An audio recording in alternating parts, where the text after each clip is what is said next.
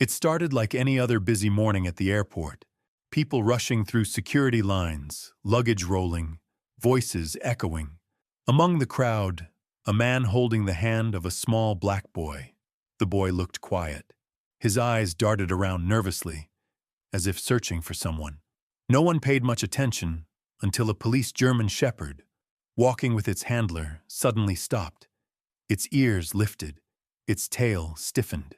Then, without warning, it pulled hard toward the boy. The officer tried to hold it back, but the dog barked loud, sharp, desperate. Everyone turned. The boy froze, and in that moment he raised his hand slightly, a small, trembling gesture. It wasn't random, it was a signal. The dog recognized it instantly.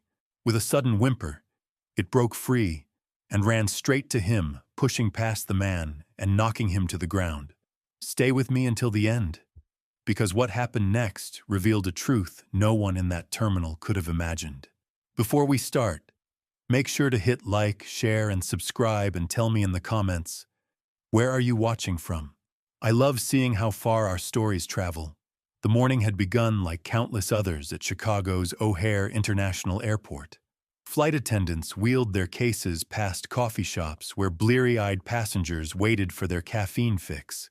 Business travelers tapped frantically on phones, while families corralled children and luggage toward their gates. The rhythmic announcements about departing flights blended into white noise. Officer David Martinez had been patrolling Terminal B with his German Shepherd partner Bruno for over 3 years.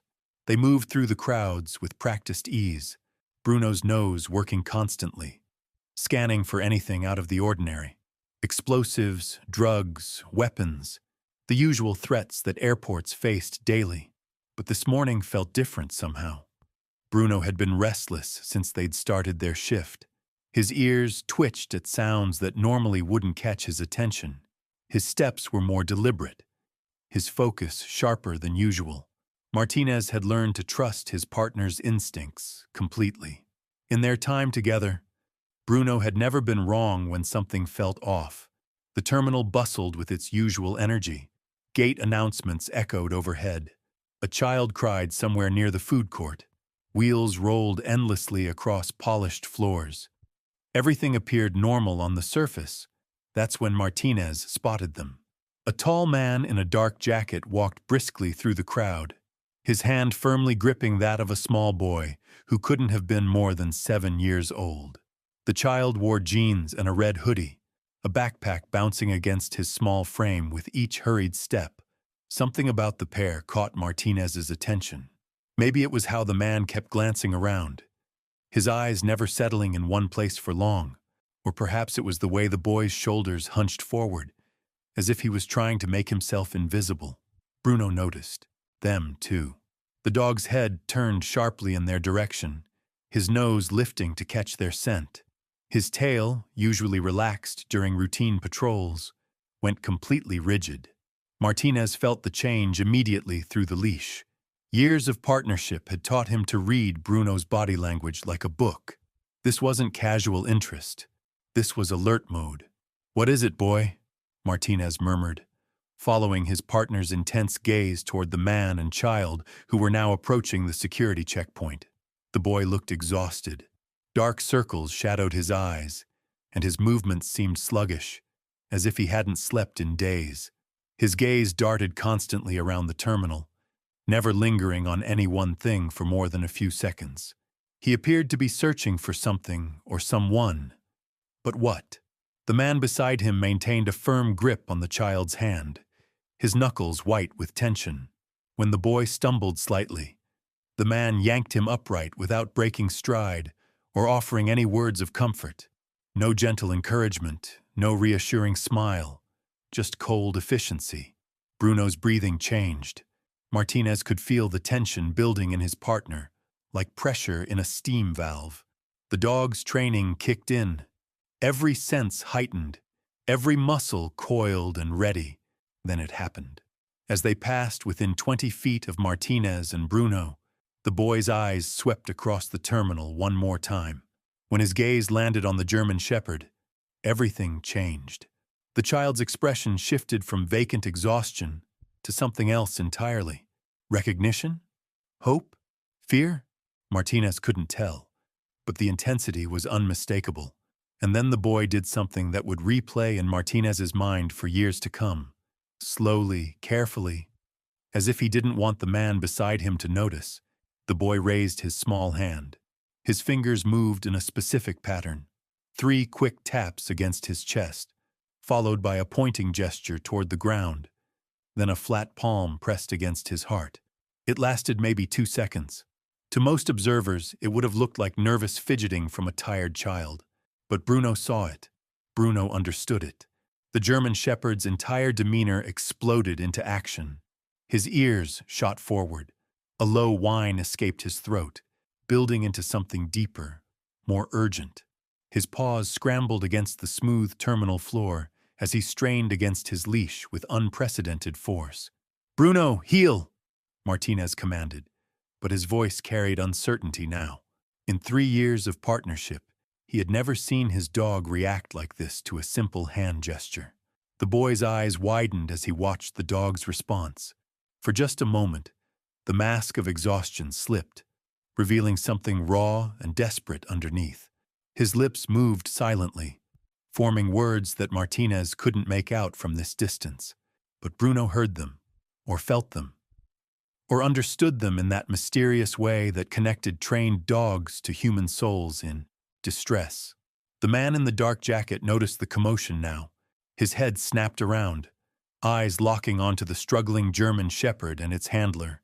His grip on the boy's hand tightened visibly, and he quickened their pace toward the security line. That's when Bruno made his decision. With a sharp bark that echoed off the terminal walls like a gunshot, the German shepherd lunged forward with every ounce of strength in his powerful frame. The leash, designed to restrain a dog, not a missile of fur and muscle driven by pure instinct, couldn't hold him. Martinez felt the leather slip through his fingers as Bruno broke free, charging directly toward the man and child with single-minded determination.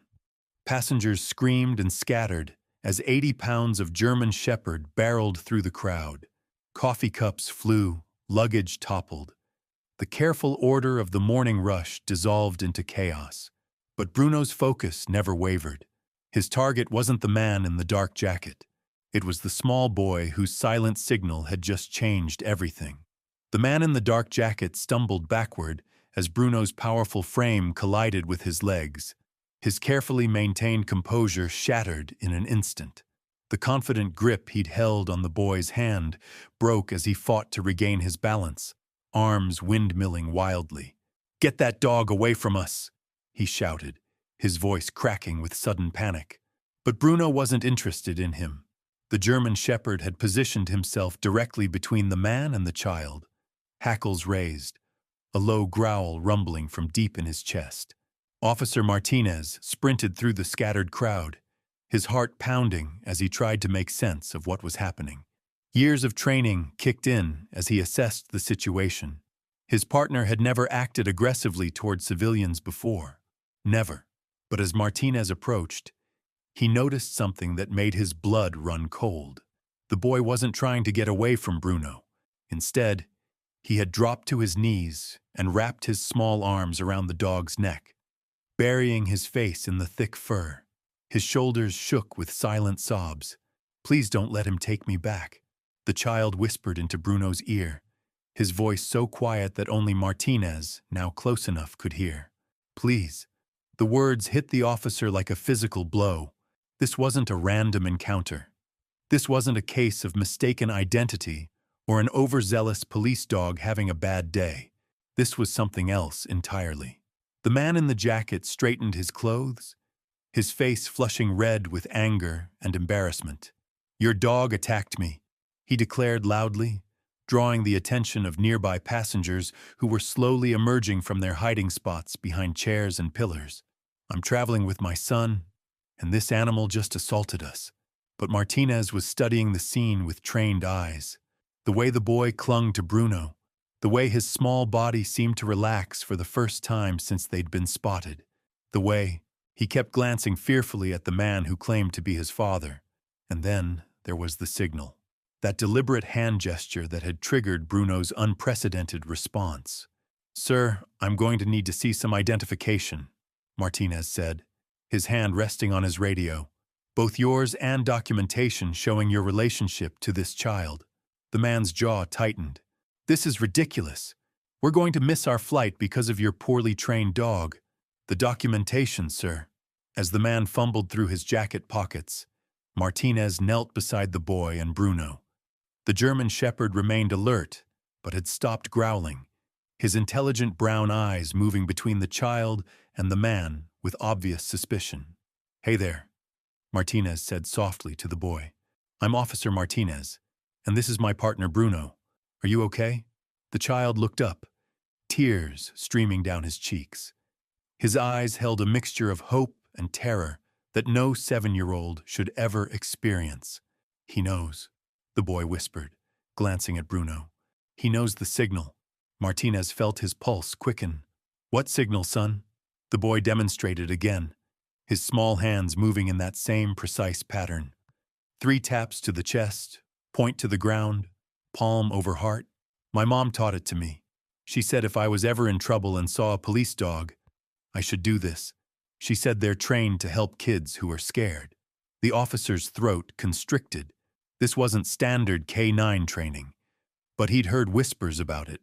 An underground network of handlers who taught their dogs to recognize distress signals from children. An unofficial protocol that existed in the shadows, known only to a select few who worked cases involving missing kids. Bruno had been one of those dogs before being assigned to airport duty. The man finally produced a driver's license and what appeared to be a birth certificate. Martinez examined them carefully, noting how the man's hands trembled slightly as he handed them over. The documents looked legitimate at first glance, but something felt wrong. "What's your son's name?" Martinez asked suddenly. "Marcus," the man replied without hesitation.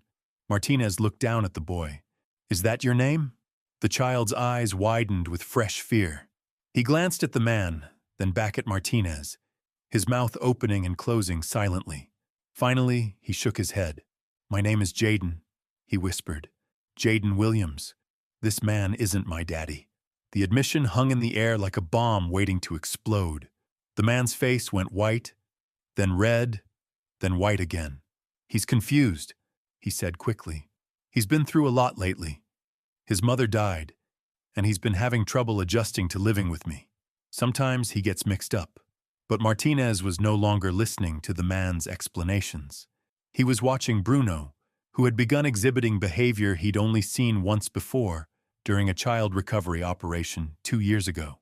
The dog's nose was working, frantically, sniffing the air around Jaden with increasing urgency.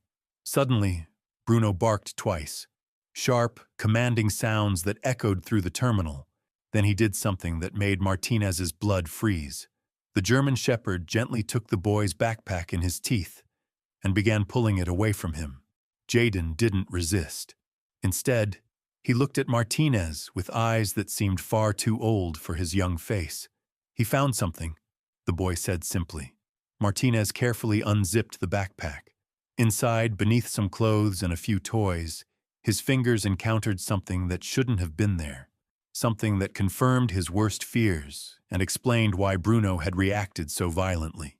A small electronic device, a GPS tracker, and underneath it, a cell phone with a cracked screen showing dozens of missed calls from a number labeled Mom. The man in the dark jacket saw Martinez's expression change and made a desperate decision. He turned and ran, but he'd forgotten about Bruno. The German shepherd was already moving before the man took his second step, powerful legs propelling him forward with the precision of a guided missile. Within seconds, Bruno had the fleeing suspect on the ground, holding him there with the controlled aggression of a dog who understood exactly what kind of evil he was facing. As backup officers flooded the scene and the man was placed in handcuffs, Martinez knelt beside Jaden again. The boy was crying now, but they were tears of relief rather than fear. "How long have you been trying to get away from him?" Martinez asked gently. 3 days, Jaden replied, wiping his nose with his sleeve. "He took me from the park where I was playing. He said my mom sent him, but I knew she didn't. She would never send a stranger. She taught me the signal in case something like this happened.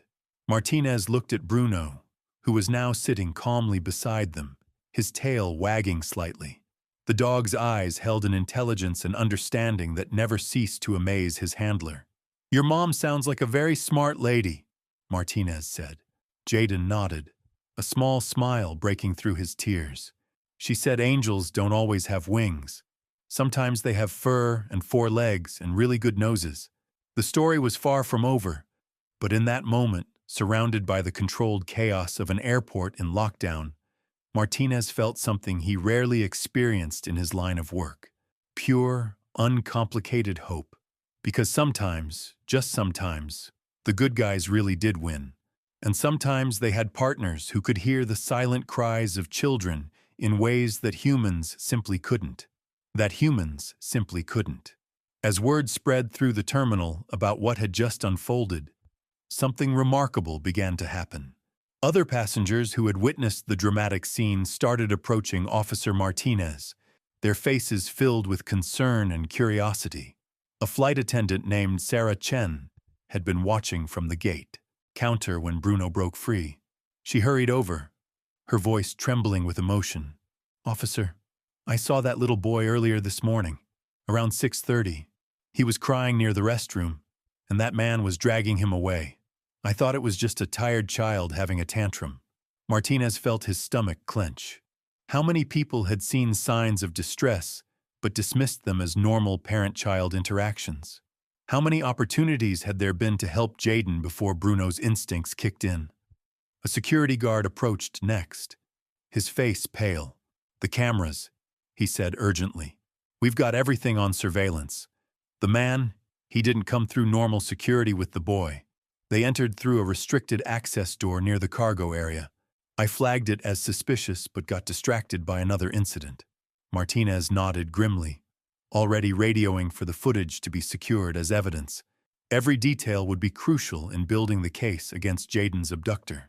Meanwhile, Bruno remained close to the boy, his protective instincts still fully engaged. The German Shepherd seemed to understand that his job wasn't finished just because the immediate threat had been neutralized.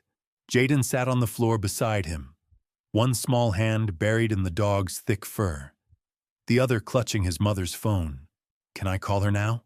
Jaden asked quietly, looking up at Martinez with hopeful eyes. "Can I tell my mom I'm okay?" Martinez's throat tightened. The missed calls on that cracked phone told a story of desperation that every parent would understand.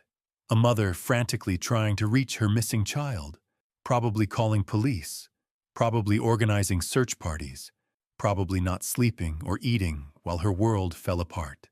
"Let's do that right now," Martinez said, carefully taking the phone from Jaden's small hands.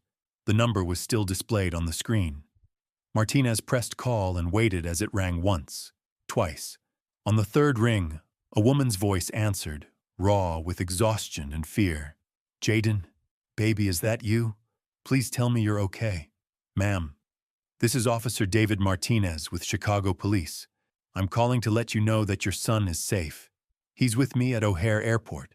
The silence on the other end stretched for several seconds, before dissolving into sobs of relief so intense that other passengers nearby began wiping their own eyes. "Is he hurt? Is he okay? How did you find him?" Martinez looked down at Jaden, who was now sitting up straighter, his face brightening at the sound of his mother's voice through the phone speaker. "He's unharmed, ma'am. And as for how we found him, well, that's thanks to a very special police dog and your son's incredible bravery. He remembered what you taught him about the signal. The signal worked?" The woman's voice cracked with a mixture of disbelief and gratitude. "I taught him that when he was 5, just in case. I never thought he'd actually need to use it." Martinez handed the Ichikawa phone to Jaden, watching as the boy's entire demeanor transformed. "Mommy, I did what you said. I found a police dog and I gave the signal. His name is Bruno and he saved me." As mother and son reconnected across the phone lines, Martinez took a moment to process what had just occurred. In 15 years of law enforcement, he'd seen his share of miracles, but this felt different. This felt like the universe aligning perfectly to protect an innocent child. Detective Sarah Rodriguez arrived 20 minutes later, her notebook already out as she surveyed the scene. She'd worked missing children cases for over a decade, and Martinez could see the familiar mixture of relief and determination in her eyes. "The suspect?" she asked quietly. "In custody. Refused to give his real name, but we're running prints now. The boy says he was taken from Millennium Park 3 days ago while playing near the playground." Rodriguez nodded, making notes. "Any indication of how he planned to transport the child?" Martinez pointed toward the departure board. "Flight to Miami, departing in 40 minutes. Tickets purchased with cash yesterday evening. No return flight booked." The detective's jaw tightened. Miami was a common transit point for human trafficking operations. If Bruno hadn't intervened when he did, Jaden Williams might have disappeared forever into a nightmare that no child should ever experience. What about the signal the boy used? "I've never seen anything like that response from a canine." Martinez knelt beside Bruno, running his hand along the dog's head. "Few people know about it. There's an informal network of handlers who train their dogs to recognize specific distress signals from children. Bruno was part of a pilot program before being assigned to airport duty. The training never leaves them." Rodriguez looked impressed. "How many dogs know these signals?" "Maybe 24 nationwide. It's not official protocol, more like a grassroots effort by officers who've worked too many cases where kids couldn't ask for help directly." As they spoke, Jaden's mother arrived. Martinez spotted her immediately. A woman in her 30s running through the terminal with tears streaming down her face, followed closely by 2 uniformed officers who had escorted her from the main entrance. The reunion was everything Martinez had hoped it would be. Jaden launched himself into his mother's arms with such force that she nearly fell backward. They held each other as if they'd never let go again, both crying and laughing simultaneously. "Thank you," she whispered to Martinez over her son's head. "Thank you for bringing him back to me." But Martinez shook his head, gesturing toward Bruno. "Don't thank me. Thank him. And thank your son for being brave enough to remember what you taught him." The woman knelt beside the German shepherd, who accepted her grateful embrace with the quiet dignity that made him such an exceptional partner. "You beautiful boy," she murmured into his fur. "You wonderful, beautiful boy." Bruno's tail wagged gently, and for a moment Martinez swore he saw something almost human in his partner's eyes. Understanding, satisfaction, the knowledge of a job well done. As the immediate crisis wound down and statements were taken, Martinez found himself thinking about the chain of events that had led to this moment. A mother's wisdom in teaching her child a secret signal, a dog's extraordinary training and even more extraordinary instincts, a child's courage in the face of unimaginable fear, and somewhere in the middle of it all, the mysterious connection between humans and animals that science still couldn't fully explain. The way Bruno had not just recognized the signal, but felt the boy's desperation across 20 feet of crowded terminal. Detective Rodriguez approached with an update. Prince came back. Our suspect's name is Marcus Webb, 43 years old, with priors for child endangerment and attempted kidnapping in 3 states. There's an outstanding warrant in Florida." Martinez nodded, unsurprised. Predators like Webb rarely operated in isolation. This arrest would likely lead to other investigations, other potential victims identified and rescued. But for now, what mattered was the scene playing out in front of him. Jaden Williams, safe in his mother's arms, telling her about his 3 days of terror and how a police dog had heard his silent cry for help. Bruno, lying contentedly nearby, still alert, but no longer anxious. The story would make headlines, Martinez knew. Social media would explode with videos of the dramatic takedown. News crews were probably already on their way. Yet none of that felt as important as the simple fact that a little boy would be going home tonight, instead of disappearing into a system designed to exploit the most vulnerable. As airport operations slowly returned to normal around them, Martinez allowed himself a moment of quiet pride in his 4-legged partner. Bruno hadn't just done his job today. He'd done something far more important. He'd listened to the voice of a child that no human ear could hear. And in responding to that silent plea, he'd reminded everyone watching that sometimes the most profound communications happen without words. Sometimes courage comes in small packages, and sometimes angels really do have 4 legs and wet noses and hearts big enough to save the world, one child at a time. The terminal buzzed with renewed activity, but the energy felt different now, lighter somehow, as if witnessing something truly good had reminded everyone present that hope still existed in dark places. Later that afternoon, as investigators continued processing the scene and collecting evidence, a revelation emerged that would shake the foundation of everything they thought they knew about this case. Detective Rodriguez pulled Martinez aside, her face grave with new information. The phone records from Jaden's device had revealed something disturbing. Over the past week, there had been multiple calls to and from numbers linked to other missing children cases across the Midwest. "This isn't an isolated incident," she said quietly, showing Martinez the call log. Webb was part of something much bigger. The weight of that statement settled over Martinez like a heavy blanket. If Bruno hadn't acted when he did, they might never have uncovered this network. One dog's instincts had potentially saved dozens of children from unimaginable fates. Meanwhile, news crews had indeed arrived, their bright lights and cameras transforming the quiet corner of Terminal B into a media circus. But Jaden's mother, whose name was Angela Williams, handled the attention with remarkable grace. She stood before the cameras with her son safely beside her, Bruno sitting calmly on his other side. "I want every parent watching this to know," she said, her voice steady despite the emotion in her eyes, "that teaching your children about safety isn't about creating fear. It's about giving them tools. The signal I taught Jaden saved his life today, but it was this incredible dog who heard him when no human could." A reporter called out from the crowd. "Mrs. Williams, can you explain exactly what signal you taught your son?" Angela looked down at Jaden, who nodded encouragingly. "Show them, baby." With the cameras rolling, Jaden demonstrated the simple but specific gesture his mother had taught him years earlier. 3 quick taps to the chest, representing his heartbeat, a point to the ground, indicating he was in immediate danger, and finally, a flat palm pressed over his heart, signaling his need for protection. "Every canine officer should know this," Angela continued. "Every police dog should be trained to recognize when a child is asking for help in the only way they can." Martinez watched from the sidelines, Bruno pressed against his leg, both of them observing how one moment of crisis had sparked something much larger.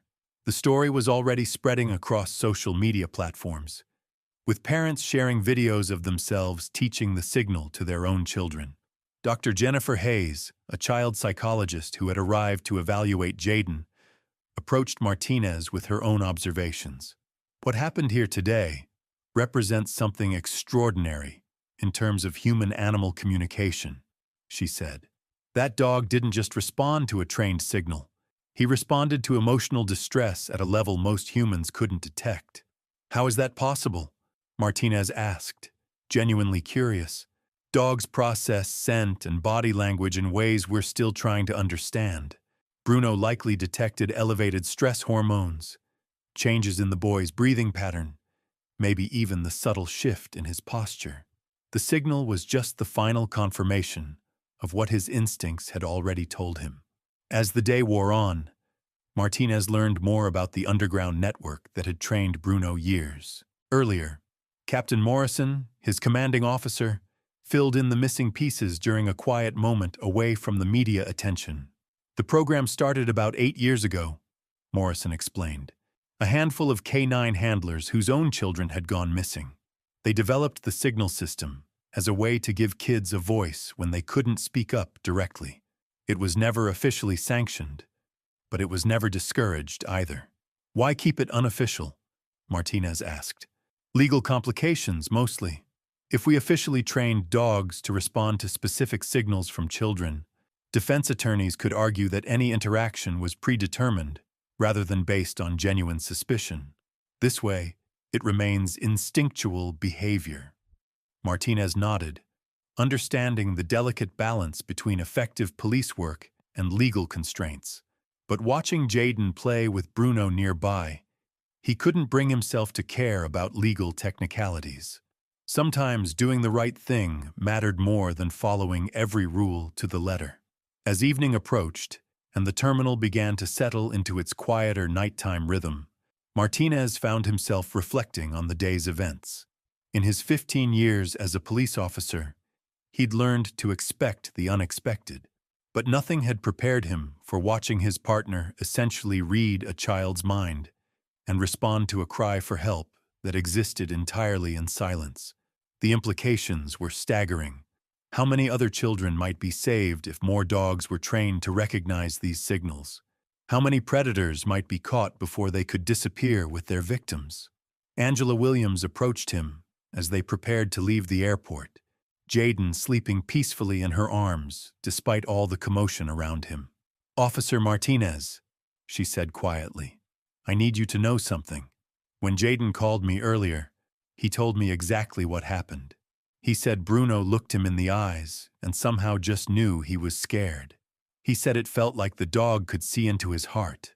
Martinez looked down at Bruno, who was watching the sleeping child with gentle, protective eyes. "Maybe he could," he said softly. "I'm starting a foundation," Angela continued, "to get more dogs trained in this kind of response, to teach more parents about these signals, to make sure what happened to my son never has to happen to another child." "That's incredible," Martinez replied. "What can we do to help?" "Let me borrow Bruno sometimes," she said with a slight smile. "For demonstrations, for training other dogs. He's proved he's not just a police officer. He's a guardian angel with 4 legs and a badge." Martinez chuckled, imagining Bruno's reaction to being called an angel. The dog would probably just wag his tail and ask for a treat, completely unaware of how extraordinary his actions had been. As they walked toward the airport exit, Martinez noticed something that made his heart swell with pride. Other travelers, strangers who had witnessed the day's events, were stopping to thank Bruno personally. Children petted his head while their parents took photos. Airport staff members gave him treats from their pockets. For one afternoon, a German Shepherd had become the most famous dog in America. But Martinez knew that tomorrow, Bruno would go back to being what he'd always been: a loyal partner, a dedicated officer, and apparently a mind reader when it came to children in distress. The last thing Martinez saw as they left the terminal was a little girl, probably around Jaden's age, practicing the signal her mother had just taught her after watching the news coverage. 3 taps to the chest, point to the ground, palm over the heart, just in case she ever needed a 4-legged angel to hear her silent cry for help. And somewhere in the back of his mind, Martinez hoped that if that day ever came, there would be a dog like Bruno nearby, ready to listen to the voice that only they could hear. Only they could hear. Sometimes the most extraordinary heroes walk on 4 legs and carry badges of their own. Bruno didn't just save Jaden that day. He reminded an entire world that courage comes in many forms, that communication happens beyond words, and that angels sometimes have wet noses and wagging tails. The silent signal that started as one mother's desperate hope to protect her child has now become a movement. Parents across the country are teaching their children the same 3 simple gestures. Police departments are reconsidering their canine training programs. And somewhere in airports, shopping malls, and playgrounds around the world, dogs are learning to listen for the cries that human ears can't hear. Jaden Williams is home safe tonight because his mother never stopped believing in the power of preparation, because Officer Martinez trusted his partner's instincts completely, and because Bruno understood that sometimes the smallest voices carry the most important messages. The next time you see a police dog, remember this story. Remember that beneath that professional training and disciplined exterior beats the heart of a protector who would cross any distance, break any rule, and face any danger to answer a child's silent plea for help. If this story moved you, hit that like button and share it with every parent you know. Drop a comment telling me where you're watching from, because stories of hope and heroism deserve to travel as far as possible. And don't forget to subscribe, because the world needs more reminders that good still triumphs over evil, one brave heart at a time.